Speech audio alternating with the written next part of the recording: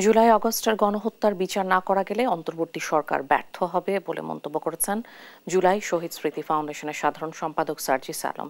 খুলনায় জুলাই অভ্যুত্থানে শহীদদের পরিবারের সদস্যদের আর্থিক সহায়তা অনুষ্ঠানে তিনি কথা বলেন। সার্জিস বলেন, শহীদ পরিবারের পাশে থাকার সর্বোচ্চ চেষ্টা করছে ফাউন্ডেশন। প্রত্যেক শহীদ পরিবারের অন্তত একজন সদস্যকে চাকরির ব্যবস্থা করে দেওয়ার উপর জোর দেন তিনি। এ সময় তিনি জীবন দিয়ে হলেও জুলাই অভ্যুত্থানের স্পিরিট রক্ষা করার ঘোষণা দেন। এদিন খুলনায় ৫৮ জন শহীদের পরিবারের হাতে সহায়তা তুলে দেওয়া হয়।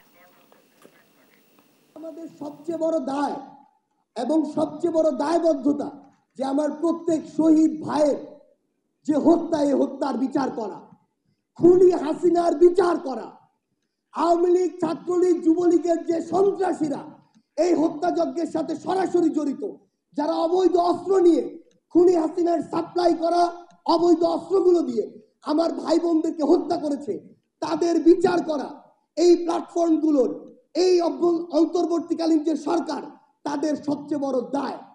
যদি এটা তারা তাদের জায়গা থেকে করে যেতে না পারে, এটাই তাদের সীমাবদ্ধতার এবং ব্যর্থতার সবচেয়ে বড় প্যারামিটার হবে।